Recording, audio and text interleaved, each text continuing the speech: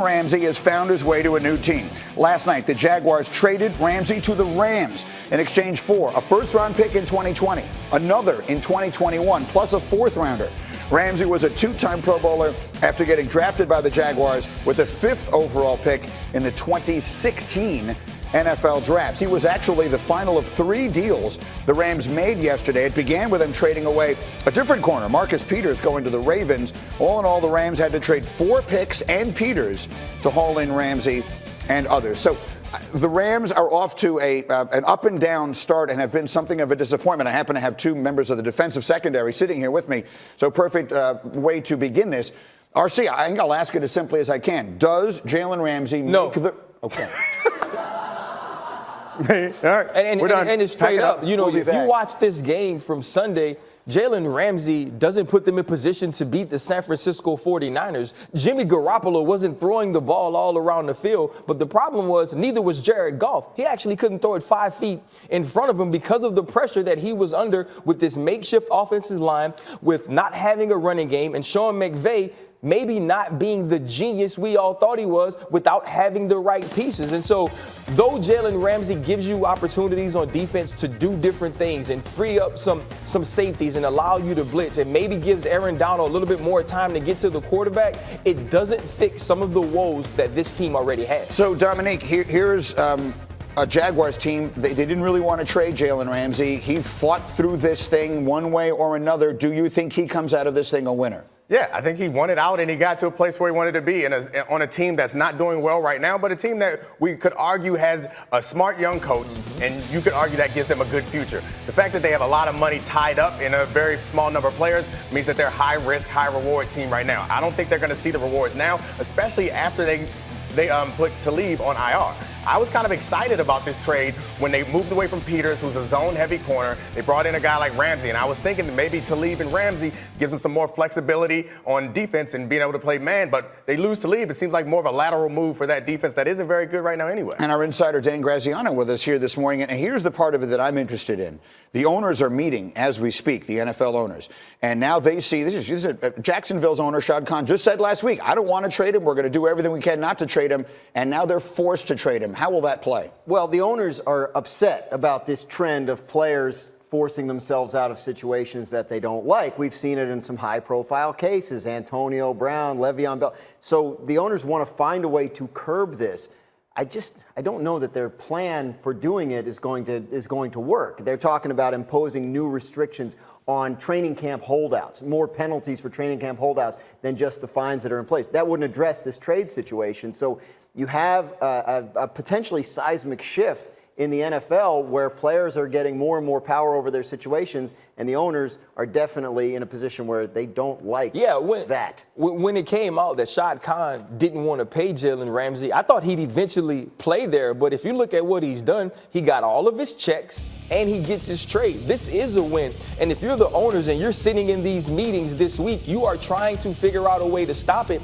I don't think you can. I believe players have decided, at least the ones who feel like they can control their own destinies, their own destinations, they're going to make sure that they're doing that. And Jalen Ramsey definitely won here. What's even more interesting is that Jalen Ramsey's issue with the Jaguars wasn't financially driven. He didn't like playing for Doug Marrone and Tom Coughlin, and he wanted out of the situation. Do we firmly buy that? Yes. No, he wanted to. He 100% did not want to play for Tom Coughlin. I get that, but he wants to go. He wants his deal. Everyone's going to have to pay him, Everybody wants their money at some point, and he'll want to be the highest paid corner, and he probably will be. But he had made his peace with, I'm going to play out this, and his option year is next year, so he wasn't in a rush. And the Rams haven't signed him to an extension, which is a risky move when you commit 2 draft picks or 3 draft picks. You send him away. You're committed to paying this guy without any leverage.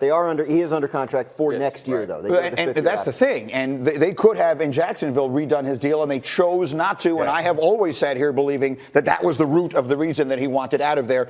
We'll see. It doesn't really matter at this point anymore. Here's my question. Zeke Elliott held out, got what he wanted. Le'Veon Bell, to your point, got what he wanted, got the big deal. As a guy who was from the union, these are wins for the players. The owners won't take that sitting down. No, they won't. But you saw this happen in the NBA. or things that more provisions you put in to try to control the players, there are always unintended consequences that backfire. So they should be happy with where they are now and push any further, and I think it becomes a problem. You don't want to upset the players. Right now, everyone's making a lot of money. Yeah. You don't want to give them a reason to strike. You don't give them a reason to be angry. Just keep it going with the status quo. But we're talking about a very small number of players here, right? I mean, and I think that's the thing, though. With it being a very small number of players, they have to understand you get your wins where you can as an organization and an ownership group. I just am always kind of appalled that the decision when you were faced with this is like, no, we're not going to do a better job by this player. We're not going to do a better job of making sure that he wants to stay here. We're going to make it harder for him to leave. That doesn't make for a happy player, and when your stars are unhappy, your locker rooms are fractured. Okay, so this is the top story this morning from the NFL and the baseball here. Maria, where do we go next? We go to the Cowboys and ride that roller coaster. Remember, they've lost 3 straight games after starting out 3-0. And we start with Dak Prescott's play. He's certainly been a part of the difference. He had an NFL best 91.7 total QBR through the first 3 weeks of the season, but it's 64.6 since. The defense, they've had a shift too. Dallas ranked 4th in the NFL through 3 weeks by allowing 14 points. Now, they're allowing 23 points a game since that 3-0 start. Injuries also playing a role. Starting tackles Smith and Collins missed Sunday, as did Randall Cobb and Amari Cooper. They played only 3 snaps due to his quad. And then on Sunday, Jerry Jones said the problem is not just Jason Garrett. And on Tuesday, he went a step further, calling him a, quote, top coach on 105.3 The Fan in Dallas.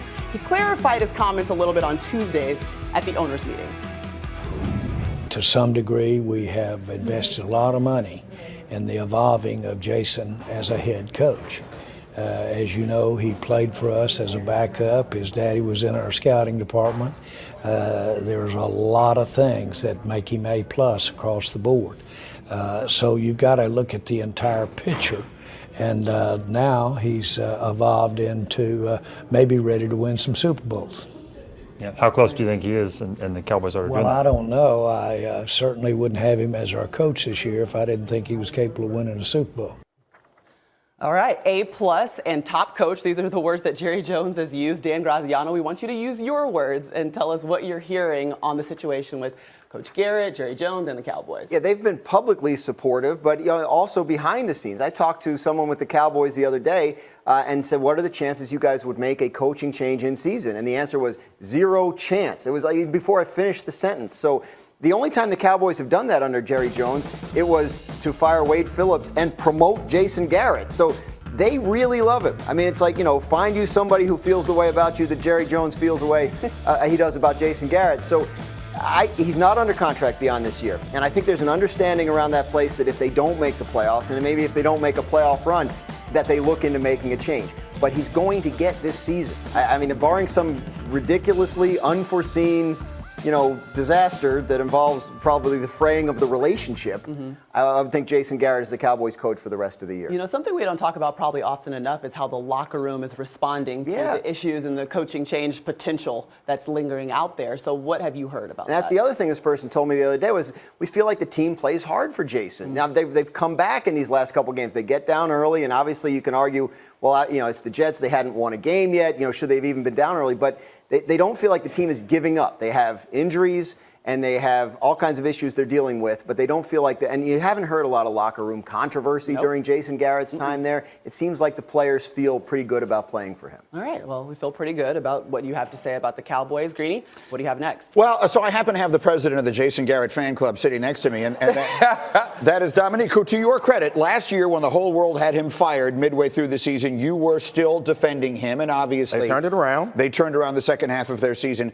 So if they should lose, they play a monster game Sunday night against the Eagles. If they should lose that game, you know what the conversation is going to be. What do you make of Jason Garrett right now? If they lose that game, I think it's very unlikely that they'll make the playoffs, and I think he will get and should get fired. I'll still be the president of the fan club, but part of being the president of the fan club is being honest, and you got to go when you don't achieve. But by fired, you mean at the end of the season, or you mean Monday morning? No, not Monday morning. I think he gets. And you're dead wrong. When you're the president of the fan club, you are totally dishonest. You are a yes man. You do not say say anything against your folks. Then I'm the vice president of the fan club there. But I think that one of the questions that Maria brought up is like how the locker room's responding to him. I think that maybe we've made too much of him not getting no high fives when he was coming off the field, but that was a real bad look. And that was the perception, is that his players don't believe in him anymore. They walk right by him and look at him and don't give him no dap. That is some disrespect. But I think we could assume that maybe they didn't see him and he still has control of that locker room. I wonder, the thing is, when you're losing to the Jets, you don't want to give people no dap. Like, you ain't worried about looking Jason Garrett in the eye. You know you stinking it up right now. The last quarterback they had don't have no job. You can't go into that game and lose. They wasn't worried about Jason Garrett. They're worried about people seeing their face. If you watch the Cowboys play right now, and clearly they've lost 3 consecutive games since the step up in competition began, how much of it is attributable, do you think, to coaching? A lot of it's attributed to coaching, because at the beginning of the season, we were talking about how Kellen Moore was so great and Chris Richard, the defensive coordinator, were great. And then Jerry gets on TV and he's like, that's my friend, because that's basically what he said. And I didn't know that you can get a coaching job and play in the XFL and be in the minor leagues or be in the G League. He's developing a coach so he can one day win a Super Bowl. That's not how this works. You get coaches now that are fired in their first year of coaching because they don't see that guy having an opportunity to win the Super Bowl. So the fact that we've given Jason Garrett almost a decade to get to this point doesn't make sense to me. And so he has to win. That means this year he needs to see some progression in this team toward winning a Super Bowl, or he's going to get a new coach. I think that one of the important things that we need to point out is that the defense is what's really failing this team right now. Their offense is still, as crazy as it sounds, you look at the numbers, their offense is still above average. And Dak Prescott's QBR is still above average. They're doing okay on offense, but their drive starts are almost the worst in the league. That's fine, but average is not what they're about here, right? They paid Zeke Elliott when they didn't have to, because this is a Super Bowl team. At least that's what the owner thinks. Yep. If they don't get to the Super Bowl, I have to believe he won't think it was a success. All right, Maria, let's get up and go. Yeah, let's do it. RC, don't go anywhere, though. I got some questions for you. Titans replacing Marcus Mariota with Ryan Tannehill as their starting QB. What's your reaction to their decision? My reaction to this is it's about time. Since 2016, Marcus Mariota has regressed. And what happened in the preseason, I would see it. Marcus Mariota wouldn't play well. Ryan Tannehill would come in and do a good job. And so when you can do those things and you have a backup who's a first-round pick, a former starter, you are trying to win football games. You have a run game. You have a good defense. You can't be held back by your quarterback. And that's why he was on a 5th-year option and not a new contract. Okay, take a deep breath. Dominique, this one's for you. New England Patriots, they suspended their defensive end Michael Bennett for conduct detrimental to the team. That was after an disagreement with Brett Bielema, the D-line coach. What do you think if this relationship is salvageable or not? Yeah, I definitely think it's salvageable. If they win and they get him back in the game, I think the problem is that he's not getting the reps that he expected or that he felt he was promised when he came there. He's a hard-working, productive player, and this is a team that finds use for everyone who has talent. He's a guy with talent. I hope they find a